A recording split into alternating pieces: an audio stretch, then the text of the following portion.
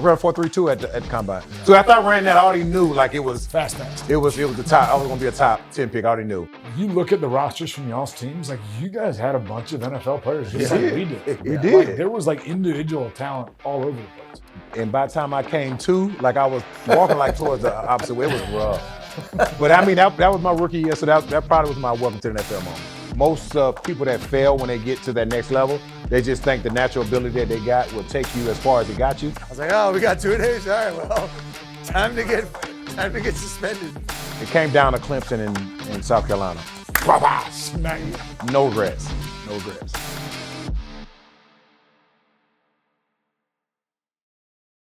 All right, gang's all back here, tailgaters.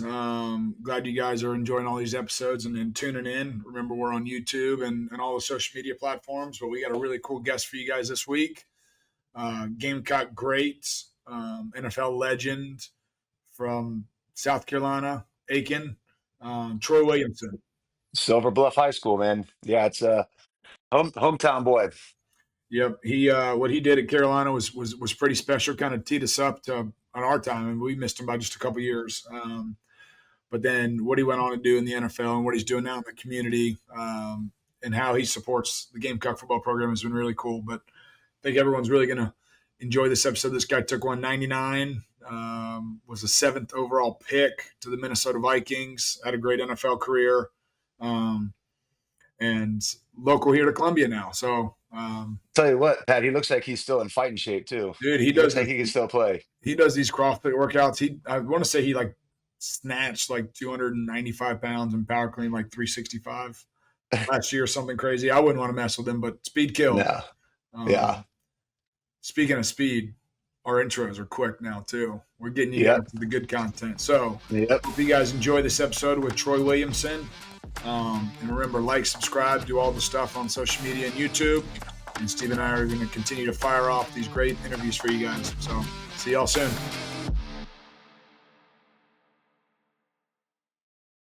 Looking for the perfect spot to unwind? Steel Hand Brewing in Casey has you covered. Whether you're craving a refreshing craft beer or just a great time with friends and family, Steel Hands has it all. With a variety of craft beers, spacious outdoor beer gardens, and a delicious food menu, there's something for everyone. Plus, join them for free live music every Thursday through Sunday. Visit steelhandsbrewing.com to see their lineup of upcoming events or host your own. Handforce and Casey and voted best local brewery again this year. Go visit steelhandsbrewing.com. All right, you carnivores, we got a new sponsor, JCQ Farms, located off 177 Saluda Bluff Road in Batesburg, South Carolina. Huge Gamecock family, folks. So they have grass-fed beef, pasture-raised pork, and they have absolutely no antibiotics, no hormones, and all of the animals are treated humanely. They also practice regenerative farming. Right now, their top sellers are tomahawk ribeyes, cowboy ribeyes, fillets, bacon, and this primal ground beef mixture. It's heart, liver, and beef mix. If you're going to get any sort of meat, get it from here, folks. We're sitting here in Willie B. Mm-hmm. Pretty badass venue. Got some grads throwing footballs on the field. It looks like Steven Garcia back there. Got beer in his hand? Yeah. No, there's no beer and there's no handcuffs, so probably not. But we're here with Gamecock legend, NFL legend, Troy Williamson. Appreciate you joining us. I appreciate y'all having me. This is mine all gone though. Me I'll too. take one with you. Yeah, Should I not have wore this shirt? Dare. It's not drugs though. I mean, it's just alcohol, right? Yeah, it's fair game. Here we go. Becky Steel Hands. Well, my hook bad. me up with a little bit I'm of gonna the let you pour second. your own poison. You know. Yeah, he's got a heavy hand. All right. Steel Hands. Nastrovia, Yeah. steel hands. The distillery in the Vista. That is good. Best brewery in Columbia, best beer in Columbia. I mean, if you want your shit, go to Steel Hands. I'm not a beer guy, but that's pretty good though. Yeah, it's the Tropicana. It's good. Yeah. Fantastico. You know, It'll make you fight. The beer or the bourbon. the bourbon.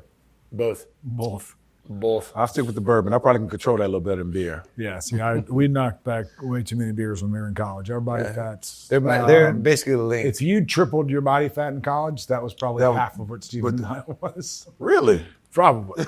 Easily. Yeah. We were in the high teens, mid-teens. Yeah. Yeah, I mean, We're probably about 21 for y'all when I was in college. Yeah. I probably had about 7% body fat. 7? 7. I was small. I never considered. I probably got about 21 now. I mean, now, Yeah, well, now you're just more mature now. that's Just it comes seasons. with it, right? Seasons. And I do. Well, I mean, I remember going, from Tampa to here and just like being able to outrun people. No. I got here and I was like, these guys are 300 pounds. Three techniques They're faster catching me. than Like, I better start putting on some poundage. I'm telling you, yeah. A little different. Yeah. Well, Very different. Yeah. talk about your recruiting experience. You're from here in Columbia. Went to Silver Bluff. I went to, from Aiken. Yeah. Yeah. Or yeah, from Macon. Went to Silver Bluff. Tell us about your recruiting process. Where else were you planning on visiting, going, or was it always Carolina? Football was never the thing for me. Like it wasn't. I played my sophomore year, Multiple sports. ran track, and then we ended up losing. I actually got kicked off the football team in 9th grade. Okay. So we ended up losing the lower state championship against Batesburg. One of my friends, so I didn't play my sophomore year. My friend came back my junior year after I had won the 100, 200, 4x1 and 4x4 in the state championship. Everything. He came back and talked to me up my junior year about to play again. So I was like, but I'll play. So we ended up winning. My junior year, we went 15-0, won the state championship against Abbeville up here in Williams-Brice. Yep. Took the first play of the game to the house. But anyway, so that's when my recruiting really started. I think track kind of put me on the map because I tell my kids all the time, man, it's just something I love. I love track, and that's why I make my boys anyway do it. It's the best thing to do. Because you can be a football player, but I mean, it's something you just can't teach when it comes to speed. Yeah. Speed kills. You can teach somebody how to catch. You can teach. I don't know about mental toughness, but you always weed out the ones that's just not tough. But track, if you can run, you can get a scholarship. Yeah. No doubt. And I think before people even see me play football, they see me like run on the track. 'Cause I had been to the state championship 2 years before then. Before I even That's fluid. We can find yeah. stuff for 'em. So after my junior year of track and football, that's when everybody started rolling in. I took a visit to Tennessee. I took a visit to Florida, Florida State, Georgia, South Carolina, and Clemson. Okay. And it came down to Clemson in South Carolina. I was at Clemson every other weekend. Just want to stay in state. Wanted to stay in state and be close to family. That was the biggest thing. And Coach Stockstill at the time was at Clemson. He was the receiver coach up there. But they were stacked. They had million guys at Clemson. So I wanted to go somewhere where I know I get on the field and play. Buddy Pugh, he's the one who recruited me down in Aiken. So that's, and my decision ultimately was I wanted to play and stay close to home. And Georgia was stacked too. They had a bunch of guys too. Do you have any regret on that? On what, going to Carolina? Yeah. Or just like getting away from home? Because we both left Florida. Yeah, I think I got away from home. I was further enough. I was 15 hours, 15 minutes to to Aiken. But I think for guys that, and I say this all the time, and I seen my boy last weekend. He came to our kickball game, Demetrius Summers. I wish he would have got out of Columbia. I think some guys need that, just to see something different, just to get away from being comfortable. Yeah. And I think his story would have been totally different. And you see a bunch of guys that won Mr. Football that came to Carolina that didn't work out for, because I feel like they maybe should have Went somewhere else. gone somewhere else.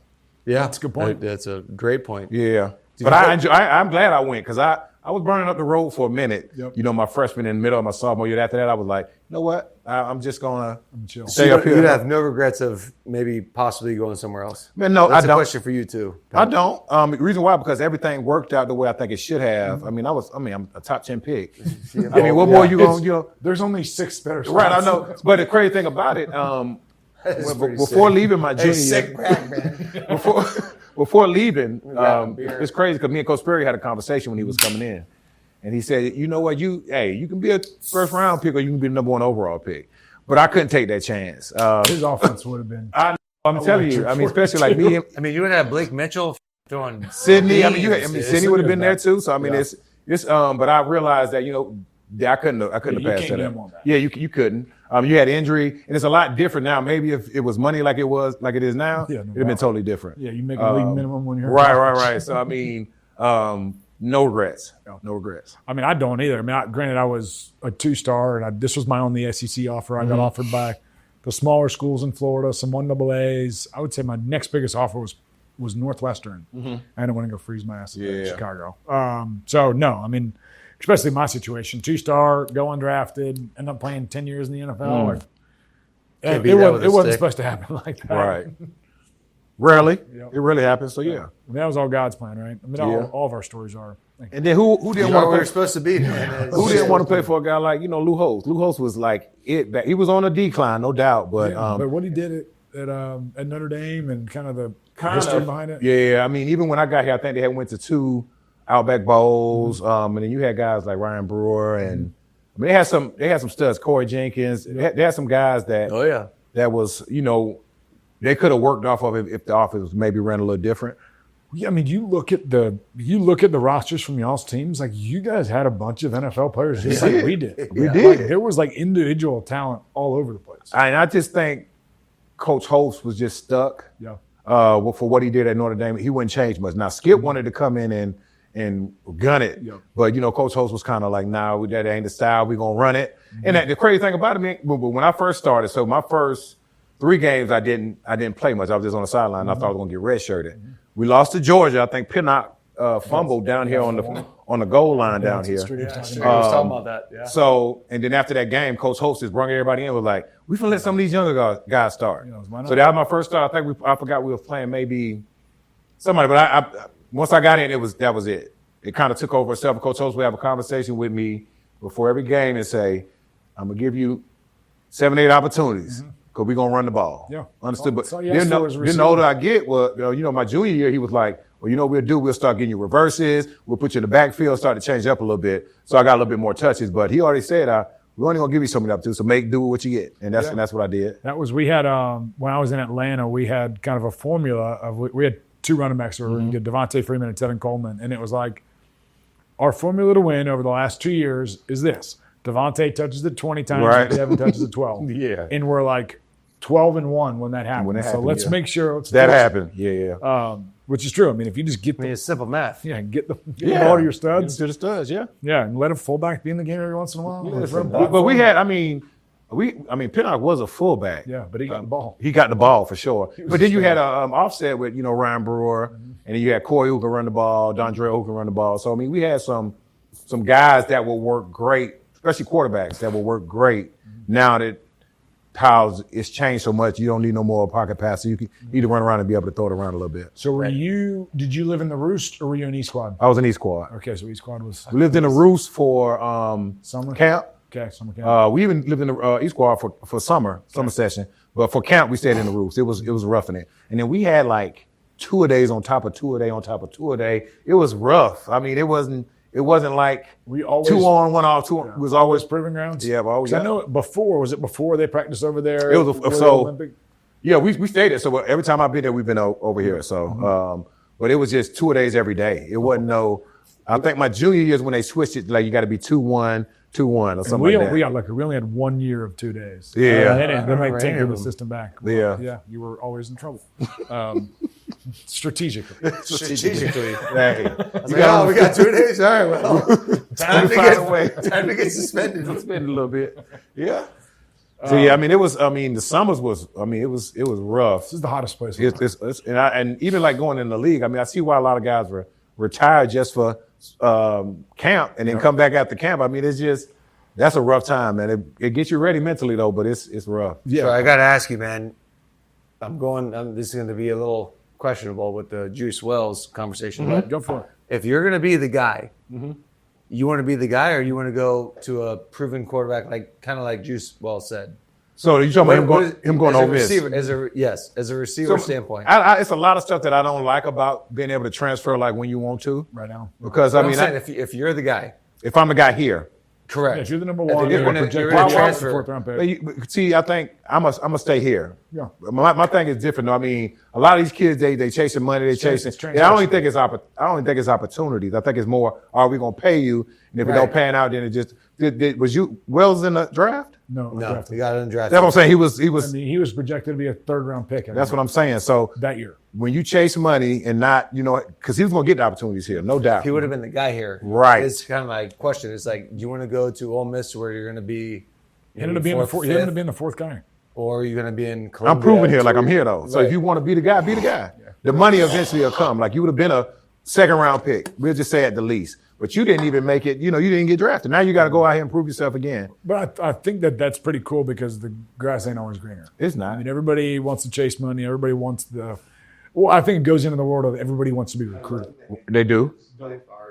The recruiting piece, I mean, I remember when I was working on staff, I was sitting there and when there's an offensive lineman coming in who wants to take pictures in the jerseys and do this and do that, I'm like, run as far as away from an offensive lineman who wants all the attention. Yeah. Like, an offensive lineman, you want a dirt dog who wants to go freaking grind, unpraised, like right? you always did. Yeah, like I always did. So I mean, that's different. So right, so offensive linemen like you, they rarely gonna get praised. They might get praised like in your meeting, see me, but you'll never see them in the media. I mean, but I see what you're saying. But I think the kids that we are dealing with me having a 17 teenager, I mean, it's just, and he's not even like that. But my 15, like put me, even yesterday, he in the house, full uniform on. He just got his uniform for school. He full uniformed up. Like, but he's that type of kid. And even my daughter, like he want to be seen, like he want to have all the offers. He want to do this. But I also tell him like that's not guaranteed. Like nothing that you asking for, you want is not guaranteed. You still have to put the work in. Go grind. You got to. And that's why I'm glad they got me as their dad, because I'm not giving them nothing. You better work. They're going to have to work for that, right? I'm the same way. And we don't expect nothing. Well, you're going through it right now with Memphis, Yeah. the recruiting world. I know he's probably not getting the publicity and the offers that he should be getting. But I told him, I was like, you have your 529 account? Yep. You have enough money? Yep. I'm not paying for you for doing shit, dude. You're gonna go to electricity school, right? You're gonna go to plumbing, trade. Yeah. You're gonna go to fire school, do something. Yeah. I'm not paying for that. Right. You're gonna pay me. I'm with you. Listen, I'm with you. I raised your ass. I'm still, listen, and your oldest is how old? 17. 17. Oh, you got a 17 too. So my oldest one, like he doesn't, you said high school is it for him. Now he can go and play college ball somewhere, but it's just not what he want to do, which is fine. Cool. Kids just don't listen to their dads. And I'm guilty of it. Yeah. I didn't listen to shit my dad said. So Coach Spurrier. Would you change that? Would you go back and change anything that happened? No, I would not. Would you? No. Would you? No. I think it just made me, the person that I am. Anything that I've been through. Yeah. Did you guys listen to your parents as much as you maybe should have? I don't think we ever do though. No, but I mean, your parents, like sitting on the other side, you're like, I'm just trying to help you. And I listen. I'm just trying to help That's it. you. And now they're not listening. I mean, or maybe they are, and they, not just want us to think that way. But like I was saying, like my oldest, like he's more like he's reserved. My two middle, my daughter and my son, you said they're studs. They can be as good as they want to be. Mm-hmm. And me and my wife always tell them that what we're going to do is put you in every opportunity to make you that player, but it's up to you to take advantage of it. Right. And like even my youngest son, he might be the smartest person like in the whole house. Mm-hmm.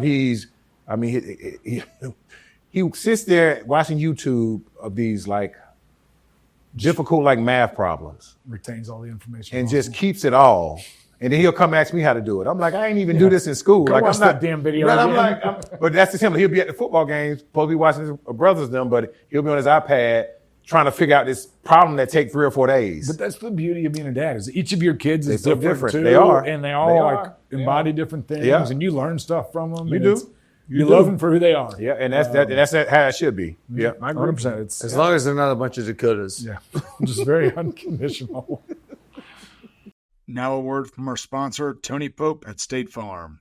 Switching is easy. We do it all the time. We switch on the lights, we switch the TV channels, and some of us switch partners while square dancing. Well, that's a stretch.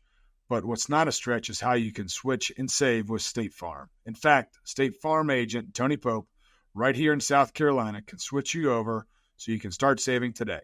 Tony and his team are ready to welcome you to the State Farm neighborhood.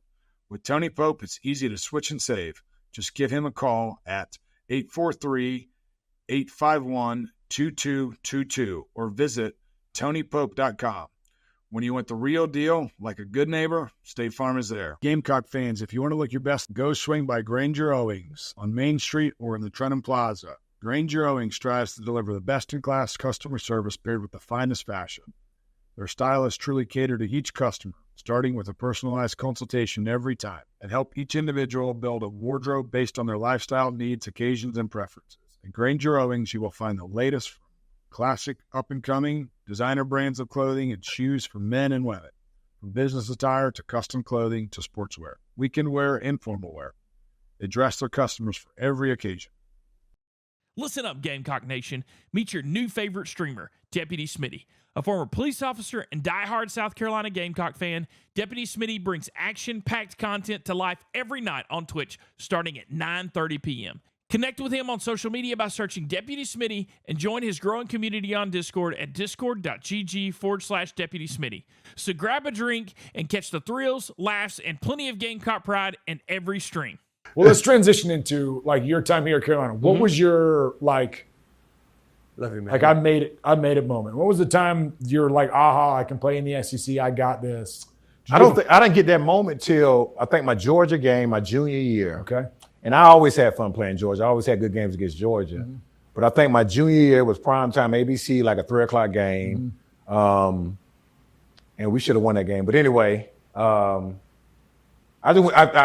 couldn't drop nothing. Nobody could run with me. Untouchable. So it was just a game to where I was like clicking. And that's when I started getting the phone calls like, hey, you can go to the draft and Can I be your agent? so that's when I started like but at that time, like even then it was just like too easy. Yeah. Because I didn't put in any extra work to be, the fastest or catch the ball the greatest. And I think that's where most people that fail when they get to that next level, they just think the natural ability that they got will take you as far as it got you. And it's never that way because that soon fades away, especially you got somebody. The different tiers and like levels of it too, Oh, right? yeah. You're always the best. We're the best player in high school, and then you go to college and you're the worst player. Then you work your way up to being the best player. Then you get to the NFL and you suck again. Everybody's there because you got guys that's been playing 15 years that they're not the fastest, they're not the strongest, but they study film for 2 hours a day. And they're going to know, like, oh, he about to run a slam by how he lined up. He about to run a fade by how he lined up. And that's what separates you from playing 3 years or playing 15 years. Outside of just staying healthy. Yeah. So, yeah. Best abilities available. Did you kind of deviate from that or? I don't think I ever had it because I always just played up natural ability. Now, I do what I was supposed to be doing. Like, I go to work out, but it was the extra stuff that didn't get me to the point that where I could reach my full potential at the highest level. Like you couldn't decide on if you're running a slant or a fade. Like you can pretend or So I think the biggest thing with that, you're talking about as far as the NFL, with them deciphering between the two. Yes. So even with me playing a DB that I'm in my rookie year, you playing a DB that's been there 9 years. Yeah. Right. So they're going to look at the offense. They already tell like by how the tackles stand in. It ain't just me. It's the spread, how you split, all that stuff. So they say, well, this is a slant flat combo, or it's a curl flat combo, or this a post out combo. So it's just being smart. But that's why you got to have and you got to be able to study film too. Oh, they're in man. Yeah. You can know they're in man, but is he aggressive in man? Is he gonna just mirror you? But I didn't do none of that. Now they got to where they keep track of you. Like you take that iPad home, the analytics. They let you know all that that stuff. stuff. Mention, but like when you were here, you had assistant coaches. There might have been a couple GAs.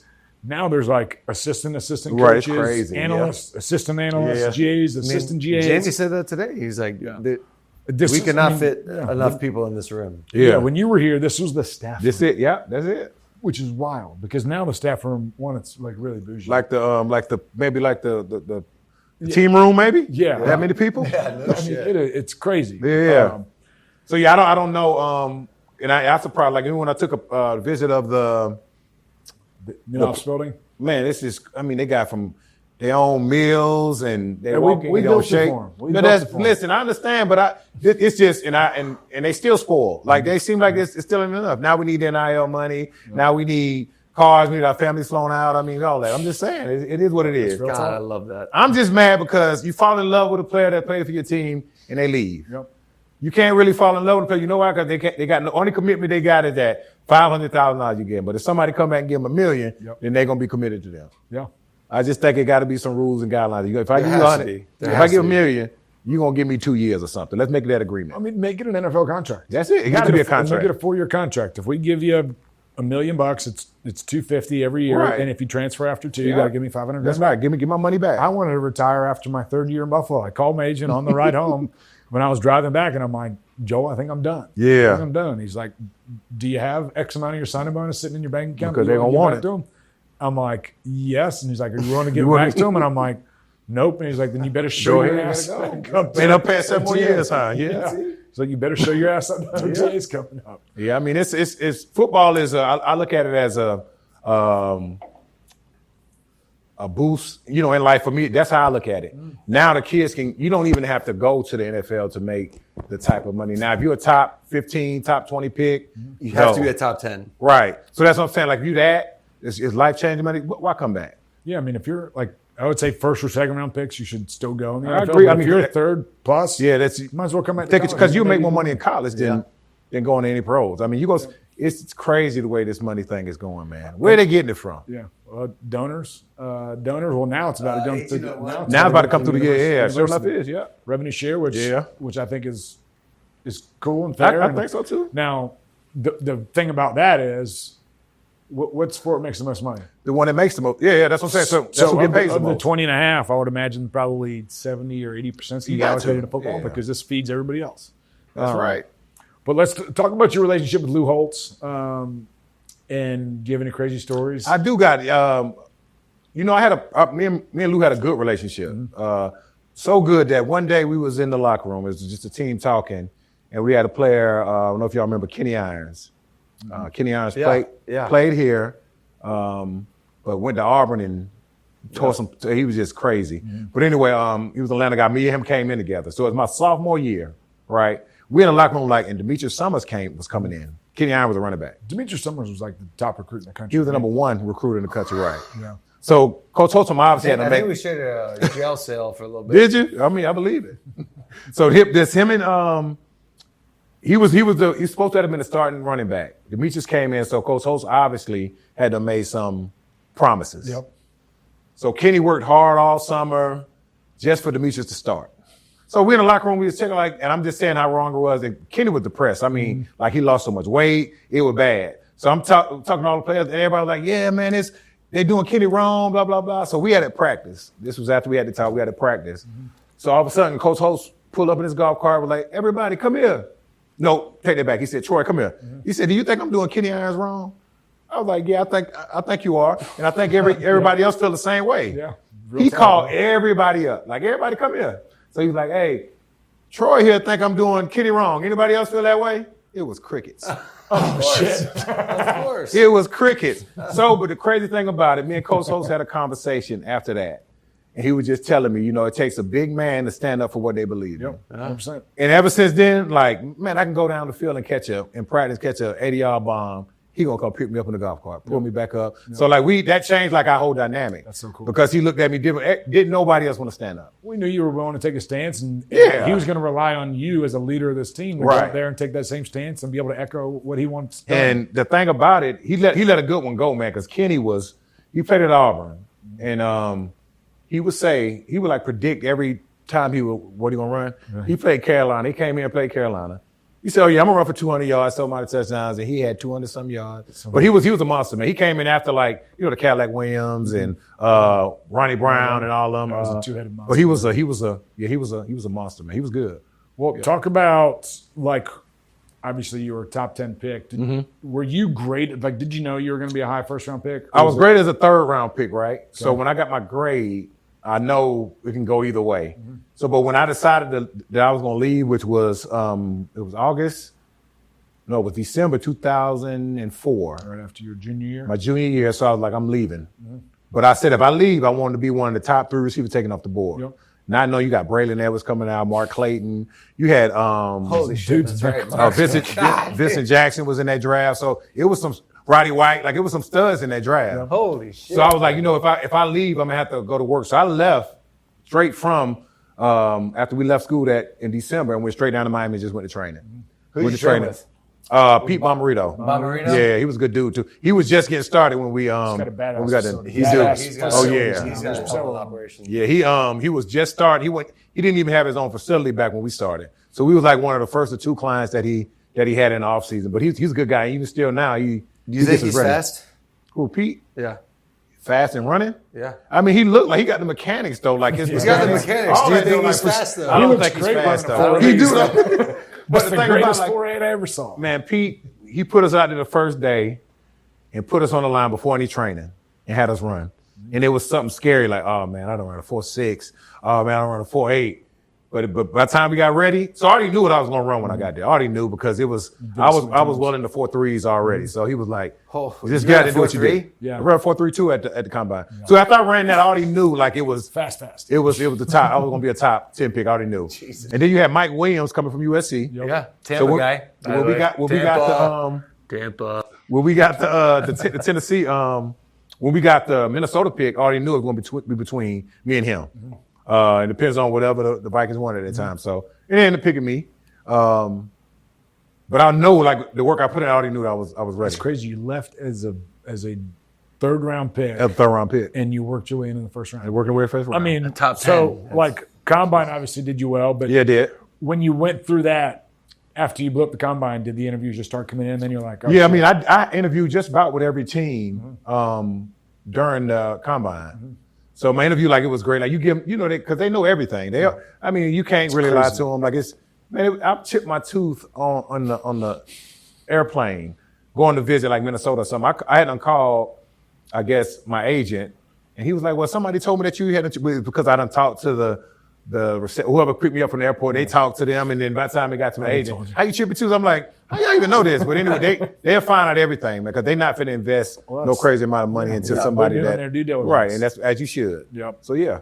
So you did 3 or 4 years in Minnesota. I did three and three. Did 3 years in Minnesota. 3 in Jacksonville. Yeah. Were you there when you weren't there when they drafted Sydney? Did y'all overlap? I was. Sidney was there my last year. Okay. My third year. So Sidney was here when I was here, but Sidney ended up hurting, I think, his hand. Yeah. So me and Sidney, like, we've always been like close. So it made it even better when he came to you were the burner, and he's the big poster. Right, yeah. He was a man. I wish we would have played a full season at Carolina. His ball skills were crazy. Unreal. It's crazy. Because I remember when I took my official visit here, who was Blake Mitchell was the quarterback. Blake Mitchell, yeah. And we were watching tape, and Coach Spurrier's talking, and he's like, "Yeah, Blake's an okay quarterback. The best thing that he does is he realizes that number 4 is better than everybody else. Right? So he throws it at number 4. That's right. Yeah, Blake. Sorry, man. He said that, not me. So I mean, you got to know what it is. I mean, as a college coach, you got to know that. I mean, yeah, he can throw it, but he knows this is the man, just like any other coach would do. Yeah. They probably wouldn't say it the way he said it, but yeah, the guy right there, Alshon. Alshon, the same, right? Alshon catch my. Only thing about that, I mean, you had Marcus Lattimore on the team. You had some. Farrell Cooper, I think, was running. Yeah, it was. Yeah. No, we didn't have Farrell. Farrell wasn't with y'all. No, but we had before y'all. He was after. We had Torrey Gurley, we had Dia Moore, we had Sanders, Nick Jones. Oh, A. Sanders for sure. Yeah. A bunch of dudes. Jason Barnes. Jason Barnes. My boy, JB. Dakota has man crushes on the Gamecock football players. Well, you talked about kind of your aha moment in college. Mm-hmm. Talk about your welcome to the NFL moment. Did you have anything there? Man, I ran a slant against Green Bay. Mm-hmm. Who threw it to you? Who was it? Tavares Jackson at the time? Yep. But AJ Hawk came through, and no, Favre wasn't there. I left before Favre came in. Mm-hmm. He threw it, and AJ Hawk was beaming. 250 linebacker back. And by the time I came to, like I was walking like towards the opposite way. It was rough. But I mean, that was my rookie year, so that probably was my welcome to the NFL moment. Yep. Well, that'll make you second guess across the middle too. Man, I'm telling you, AJ Hawk was a man. He was a headhunter, bro. I'm telling you, man. What college did he play in? Ohio State. Yeah. And then Thomas Davis I played him when he was at Georgia. Thomas Davis was a monster. And I cut back on a kickoff return, and he took my head off. Plus, Thomas could run. He could run. Thomas was like a 4-4. He was a safety. He was playing safety, but he was built like a linebacker playing safety. And he played 15 years in the NFL. Played a long time, yeah. And I remember, like, he played in Carolina when I played in Atlanta, and he was the will backer, and Luke Kuechly told him every play. Yeah. And I'm like, yeah, I'm still running lead right, week. yeah. You don't need to tell him we're running lead week every time we're running lead week. That's somebody who sit and watch film. You could tell, like, he know. Like, Luke Kuechly was bro, coach out there, he studied. You tell he studied film. But Thomas was an asshole. He didn't even want to make the play. He just wanted to me out. And it's like, dude, go make the tackle. Like, try to shimmy me. Like, don't run through my face. Because I'm not going to back away either. Right. And I lost several brain cells because of And that's another position that don't get enough praise. Like, y'all are glorified linemen, though. Yeah, I know it. If I was a little bit fatter, I could have played center. That's what I'm saying. Like, fullbacks are glorified linemen. I'm just because they hit Every play. You might get a No, I didn't. hand. I didn't You get scored one touchdown. catching the ball. So you didn't get no on a one. I did, but I didn't get in. You didn't get Only in. once, You and I only didn't get one in. opportunity. That's why you ain't get another because you didn't. He ain't gonna get in. And I'm trying to jump over the top, and Wesley Woodyard just smacked me. I was like, doing too much. one, I'm not a jumper, right? Not a jumper. I don't even Stay know on if your feet. I didn't know if I cleared the offensive line. Oh, goodness gracious. Well, tell us what you're up to now. Man, I'm married. I've been married for 18 years. Back in February. Oh shit! Nice. I got 4 kids, 17, 15, 14, 11. And my kids is what keep me busy. My wife she's working full time, man. She's in college getting a master's degree to be a psychologist. And my kids do everything from football to volleyball to track. So I run behind. I'm a stay-at-home chauffeur. Well, we texted several times. Yeah. Trying to link up, and you're like, oh, My I'm kids, on the road chasing I'm around telling this you. or work this camp. Yeah, they are athletes, which I love. I mean, I love to go out and support my kids, and everybody asks me like, "Why you don't coach?" Because I can't support them coaching. And I know what it takes to to be on any level now because all of them, even high school is competitive. So I want to be in the coach. So I love to sit in the stands with my shirt with their pictures on it and cheer. Yeah, not yell at them, coach at them, and Right, stuff. yeah. So, Just yeah, to I sit mean, back and support them. That's what I enjoy, and I'm glad I was able to be put in a position that I am to be able to do that. And outside of just running behind them, man, we in the process of getting a family compound. Yeah. So we looking to get maybe like 20-some acres around like Blythewood. We looked at a few spots. Nice. That's blowing up too. It is. So we gotta jump on it. But we're just trying to find the right place and structure. So turn into like a family farm type joint. There's a few realtors in here, I think. Yeah. You realtor too? It's crazy because my realtor just texted me about a piece of land, but it wasn't big enough though. So maybe I need to text you and be like, can you find something for me? I'll find it tonight. So yeah, between that and today, it's an app that I'm pushing that I'm in the process of developing. That's what I had to push the thing back. So we hopefully be able to push that out within the next couple of months. That's awesome. So we'll push that out in a couple of months. I'll even come back on here and explain. Well, goddamn. We can cut it off. It's a game and concept. So the biggest thing right now, so one thing that me and my wife does is for me, I'm a picture guy. Love pictures. So icebreaker would always be like, let's pull a picture up on the phone and see like where we come from or where we're at this moment. Cause me and my wife we've known each other since I've been 14, she's been 12. So we got a lot of history. Yeah. But I tend to think people forget about Facebook flashback pictures. Facebook flashbacks or like where you come from because I've been through a lot as a kid. I mean, I was telling my kids this morning, my second oldest worse, I was saying, bro, you a lot like me because I didn't care about consequences. That's why I was like burned twice, had 3rd-degree burns twice. I've been shot in the head with a BB gun. I had to bust my head from jumping out of a car, moving truck. So I didn't care about consequences. So so when you look back at, the pictures of me, like when I was 7, in the hospital bed, burned. So how did I come to this point? So that's kind of what we do. So we upload pictures to the screen and then we randomly pick a picture and then we randomly pick a card from mild to severe. So if it's a mild card, you just describe it one word. Yeah. Medium would be like, give me one sentence, and severe would be like, dig deep. Yeah. So we're gonna That's really cool. We're gonna kind of change that into a concept into an app. We've been working on it for about a year. So that's a great thing for like families and stuff. right. So even like everybody connect and and even like if you don't, and to go a little deeper. So the deeper thing would be like even having to be able to use this like in therapy to deal with PTSD, depression, anxiety, like a loss. But that's like the second phase of the app. So culture with work. Right, with work, all that stuff. So like you have an issue with being claustrophobic, or maybe you lost your grandma, or you lost somebody that is hard for you to get over, and you just take them back to this moment with this picture with their grandma holding them in the hand. So to be able to like work through like them emotions and be able to have AI summarize that all up from where I started day one to where I started 6 months ago. That's really cool. So I mean, yeah, we're gonna put some stuff together. All right. Well, that's bad news. It's crazy, right? You don't like AI? He's not a next. No Chat GPT. I know it's next. It's on the way. You jump on board and get left. I'm just saying. I got bullets. I ain't going nowhere. What you gonna shoot?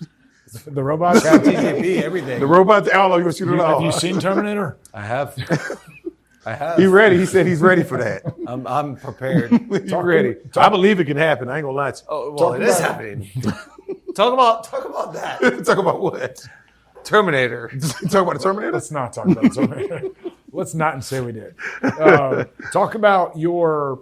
I know you have a big tailgate that you do for every home game. Talk about your involvement with the program. Kind of how long you've been doing the tailgate and all that stuff. So I'm not a game guy. Like this is just too many people for me. So I'd rather sit in front of the TV and then sit outside the stadium and enjoy people company, have the music loud, the TV loud. Have a few drinks, invite all my family, and congregate that way instead of coming into I've always been that way. I didn't go to the draft so that I can stay home with my family. Mm-hmm.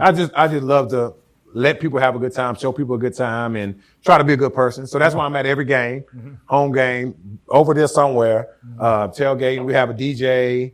We have plenty of food, plenty of alcohol, games. So we have a good time. Guys that you play with, that you tailgate with? So it depends. Like who knows gonna show up? Yeah, that's true. So I have somebody like, we're gonna come through, so they'll come through. It can be anybody, anytime. Do you have any involvement with Coach Beamer in the program at all? Do you? I don't. Talk to him at all? I haven't even had a conversation with Coach Beamer. I mean, which is it's just fine. I just love the way the program is, which way it's headed. Anything that I can do for the program, I'm always open. I'm right in Blythewood, so I enjoy seeing us succeed. I mean, I can talk trash, especially beating Clemson. Last year was fun. I mean, come on now, I'm telling you. So I just love it, man. I'm a Gamecock to the core, especially when you see sports outside of just like women's basketball, like winning. Yep. And you got football, I think I've seen like softball doing great. Doing great. So I think baseball's everybody is. So I think it was like I think we had like hockey. It was like it's something like, but we doing great. And we're 6-1 in the Palmetto Cup.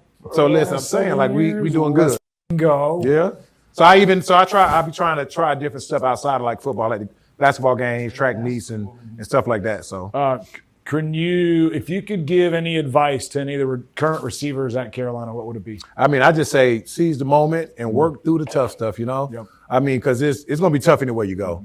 I just think, I don't know if to blame it on the NCAA or whoever's over making the decisions, is that we give them an easy way out to try to better a situation instead of just letting them work through it. Yep. I mean, because we had to grind. It wasn't we going to another school. Like once you make a commitment, that's my commitment.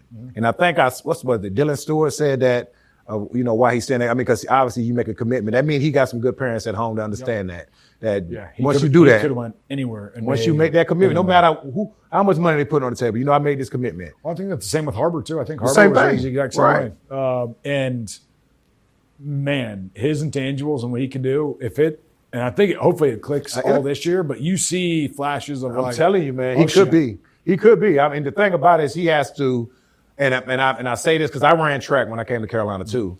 But you got to understand the people on the track, man, they train year round to get that time that they're getting. And the same thing on the football field. People cheer year round to get 1,000 yards receiving or how many yards passing.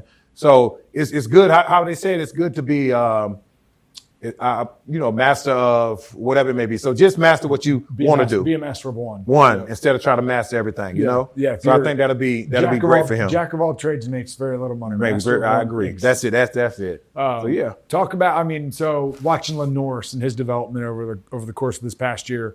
I mean, you played with Savell, you played with Corey Jenkins, you played with some dual threat type quarterbacks. And all of them will fit great like in this type of play now because he